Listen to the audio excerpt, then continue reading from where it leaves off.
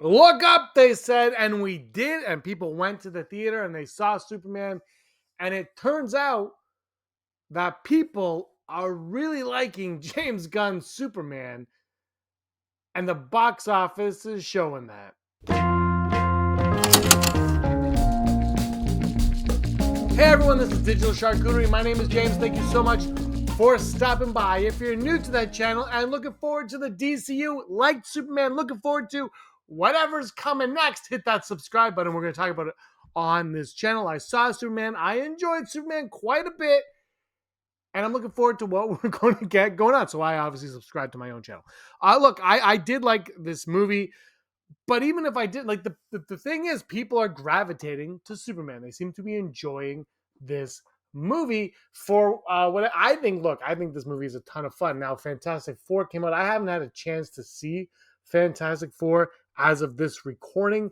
I know a lot of people. I think everybody that I've known who has seen Fantastic Four seems to have a positive opinion of the movie. They all seem to really enjoy Fantastic Four. Yet the box office isn't going to match Superman. It does not look like. Now, of course, things can change and happen, but as of right now, it's looking like Superman will be the biggest comic book movie of 2025, something I predicted months and months ago on this channel that I suspected would be the case, because all kind of roads led to that. The Fantastic Four, of course, was the oddball. Like, how are people going to react to Fantastic Four? And like I said, people seem to be enjoying it, but also for some reason the drop off was like on Friday was around 60% drop off of Fantastic Four. So is that superhero fatigue? That's something maybe we talk about at another time. But as of right now, this recording again, Superman is poised to be the number one superhero movie of 2025, and there's more to it than that. According to Geeks Vibe Nation on Twitter, Superman is currently tracking for a theatrical finish at the domestic box office of around 370 million to 400 million. That would make it the fourth highest grossing DC movie of all time, behind The Dark Knight, The Dark Knight Rises, and Wonder Woman, which of course is massive and a great accomplishment for DC, and especially for a movie that's kicking off a cinematic universe after, like, I really enjoyed most of the DC EU, the stuff we got before. I've been on this channel, I've talked about it. If you didn't, like, I'm not going to argue one way or another, like, just a personal opinion. I frankly enjoyed a lot of those movies. Some of them I wasn't too crazy about, but a lot of them I enjoyed. And if they would have kept going with that, I would have been on board. But I totally understood why they had to reboot what they were doing, to kind of reset the DC universe. They weren't crushing at the box office. Wonder Woman, as you just saw there, made 412 million opening weekend. The two Aquaman movies both did very well. Wonder Woman 84 did not. Man of Steel, I love Man of Steel to death. That didn't do so great. For me though, Batman v Superman, which is a movie I actually like. I actually like Batman. I know I'm in the minority there, which is fine again. But that movie should have made $1 billion easy at the box office. Easily. And you're like, that movie sucked. That's not, I'm not talking about the movie itself. I'm talking about you put Batman and Superman 10 years ago in a movie together, should have made $1 billion. Like, it should have been a guaranteed $1 billion film.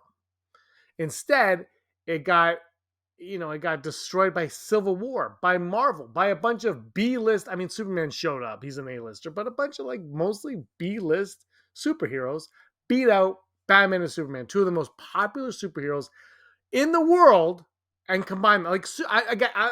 Maybe Superman's more popular than both of those, but you can't argue the popularity of Batman and Superman. And again, just those two together on screen should have equaled $1 billion. People should have been like, this is the best. Like, this is what I've been waiting for. And it didn't do that.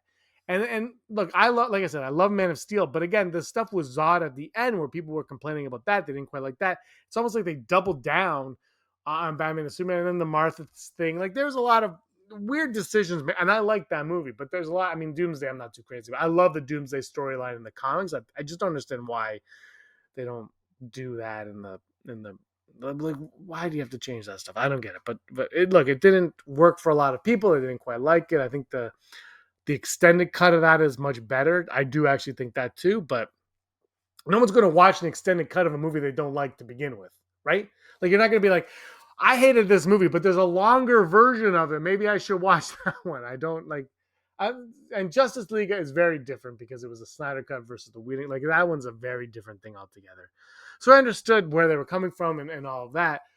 But this is a huge win for this studio now, for DC Studios. They needed this. They needed this movie to be successful. It's not going to be like, it's not going to break all the records of all time, but people are liking it. They're gravitating to this movie and they're enjoying it and they're watching it enough more and more and more. And it did better than the 3 Marvel movies have done this year, which it either says people are done with Marvel, but also, are people done with Marvel? They done with superheroes?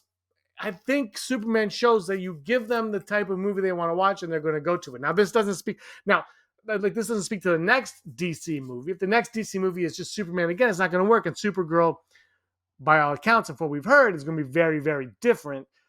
And it has to be, but it still has to be very good, obviously. But this is a good kickoff for the DC and I want to bring up this Hollywood Reporter article right here. Box office milestone: Superman becomes first DC pick in years to soar past 300 million domestically. In a second heroic feat, the film has also passed Zack Snyder's solo Superman pick, Man of Steel, and will soon overtake Batman v Superman: Dawn of Justice. Superman has leapt past $300 million mark at the domestic box office in a major milestone for James Gunn and Peter Safran's DC Studios. The pick crossed the 300 million mark early Thursday thanks to East Coast matinees after finishing Wednesday with a domestic tally of 299.7 million. It's the first DC pick to achieve the milestone since the Batman in 2022. That pick topped out at 369.2 million by the end of its run, not adjusted for inflation. In a second milestone, Superman has already passed up the entire lifetime of Zack Snyder's Man of Steel, which topped out at 291 million domestically in 2013, not adjusted. That film was the last solo Superman movie. In 2016, Snyder's sequel, Batman v Superman: Dawn of Justice, grossed 330.4 million domestically. The latest Superman pick will soon overtake Dawn of Justice as well. Globally, Superman has already cleared 500 million. Other accomplishments: Superman, which is heading into its 4th weekend. I can't believe it's already been out for 4 weeks. Is only the 4th title of 2025 so far to cross 300 million in North America, behind Warner's Minecraft movie, which was insanely popular. Disney's live-action Lilo and Stitch, also insanely popular. Those 2 films have since climbed north of 420 million. And Universal's Jurassic World Rebirth, which has earned nearly 310 million domestically. And that has dinosaurs, and do not underestimate the power of dinosaurs in the movie theater. The last Jurassic World movie made $1 billion. So yeah, they brought back the originals, but people love watching the Jurassic Park movies. Gunn's film faces plenty of competition between a glut of male-skewing titles such as Rebirth, F1, the movie, and most notably Marvel Studios' Fantastic Four: First Steps, which opened last weekend to a promising 117 million domestically and a 99 million international, for a bow of 216.6 million. For both superhero films have been embraced to almost the same degree by reviewers and moviegoers alike. Each film was bestowed with an A cinema score by consumers, although Fantastic Four does boast a slightly higher critic and audience score on Rotten Tomatoes, or 86% and 93% respectively, versus 83% and 91% respectively for Superman. So buzzword virtually the same: 83 and 91, 93 and 90. They're very similar. People seem to they're both positive. Gunn is in the unique position of both directing Superman and running DC Studios alongside Safran. The big budget tentpole is their inaugural release as they go about reinvigorating the DC brand at the behest of Warner Brothers Discovery CEO David Zaslav, after such recent misses including The Flash, Aquaman and the Lost Kingdom, Blue Beetle, and Shazam: Fury of the Gods. And of course, those later DC movies, not so much in favor with what's going on. But of course, Superman is exploding now, and fans seem to be gravitating to it. Like I said, to this movie, they're very much enjoying it. They want to see what's going on with the DC studios and the DCU going forward. And it's great fun. It's a lot of fun. And now we got Peacemaker season 2 coming, and I'm really excited to see where Peacemaker season 2 heads. But it's also exciting to see that Superman is going to be the fourth highest DC film of all time. Can it take Wonder Woman's place? Probably not. It's got quite a ways to go for The Dark Knight Rises, which of course was coming off of The Dark Knight, which probably is arguably the best quote unquote superhero movie of all time. I say quote unquote because I think it's probably the best, but at the same time, it's very light on superhero-y. It's kind of more of like a cop movie. It's Heat. It's basically Heat, right? So people, I mean, The Dark Knight's such a great movie. Heath Ledger's fantastic in it. I'm really curious. Also, what did the Joker make? We should actually check Joker domestic total. Joker made 335 million. So actually, that's much less than I thought. That freaking movie made $1 billion. So can Superman hit the $1 billion mark? Most likely not, but it is enough to be a success, to be what DC Studios needs to assure Warner Brothers that they know what they're doing, that they are on the right track. Now, Peacemaker season 2 coming is going to be huge.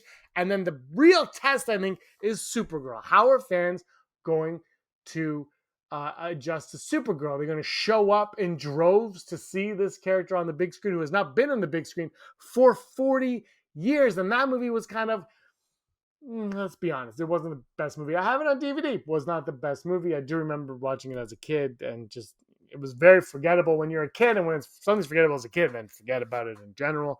So, I mean, obviously this movie is going to be extremely different. We will be covering it on the channel. I can't wait. Let me know your thoughts. Superman, do you agree with it being the biggest superhero movie of the year, or do you think Fantastic Four is going to strike back like the Empire? Let me know in the comments down below. Thank you so much for watching, everybody. Give us a like and a subscribe. Until next time, may be the master of your own universe.